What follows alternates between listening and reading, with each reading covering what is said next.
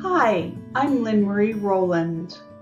There are times in life when something breaks open and nothing we have relied on seems to help in the same way. We're told in these moments, be resilient, stay strong, keep going, or find a way through. But many of us are completely exhausted by this because when change becomes ongoing, when grief layers on top of grief, when uncertainty doesn't resolve, resilience can begin to feel like an endurance marathon. If you've felt that, you are not alone. There came a point in my own life when the ways I knew how to cope were no longer enough. I wasn't looking for transformation. I was looking for a way to breathe again. And that is what led me to shamanic practice. It was something I could do when everything around me felt like it was too much to bear. In its simplest, shamanic practice is a way of working with experiences that go beyond thinking. It uses attention, imagery, rhythm, and altered states of focused awareness that many of you already find in prayer, music, or deep reflection.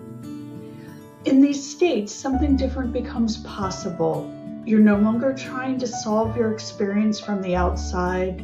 You become able to enter it differently, to feel it without being overwhelmed, to see it from another angle, and to begin to shift your relationship to it.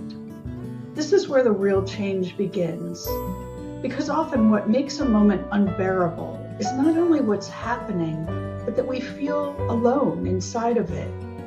Shamanic practices interrupt that isolation and create a new sense of relationship. Sometimes that relationship is with imagery, something that rises and carries meaning in a way that words cannot.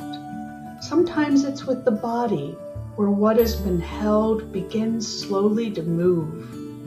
Sometimes it's experienced as guidance, presence, or connection to something beyond the individual.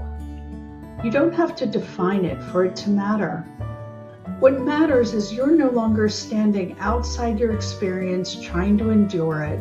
You're inside a process that is helping you work with it. And over time, this begins to change things. Not by removing difficulty, but by transforming how it's held. What felt overwhelming begins to feel workable. What felt meaningless begins to take on new shape and meaning. What felt isolating begins to connect you with something larger. This is why across cultures and across time, people have turned to these kinds of practices in moments of loss, illness, and change. Not because they remove suffering, but because they help us to stay in relationship with it in a way that allows something to shift and ultimately to transform. You don't need to adopt a belief system to begin to understand this. In fact, you don't even need to believe in it for it to work. Many of these elements already exist in practices you might be familiar with. Guided imagery, meditation, creative expression, journaling, and deep reflection. But what shamanic practice does is bring these into a more intentional form. A way of working with change that includes the body, imagination, and intention, not just the mind. And in doing so, it becomes a technology of resilience. Resilience is integration rather than endurance, a way of allowing what has happened to find its place within you, and also allowing you to transmute it into a larger part of your story, the new story that you now dream into being.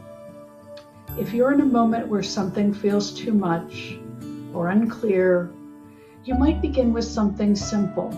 Notice where your experience feels stuck or overwhelming, and instead of trying to move away from it, allow yourself even briefly to bring your attention towards it with curiosity. You don't have to go far or do it perfectly, just enough to begin a new kind of relationship, because this is where this path begins. In the next video, we'll step into the natural world and look at how change unfolds there and what it can show us about our own process. If you'd like to continue, you're welcome to subscribe or explore this work more deeply with me and my websites.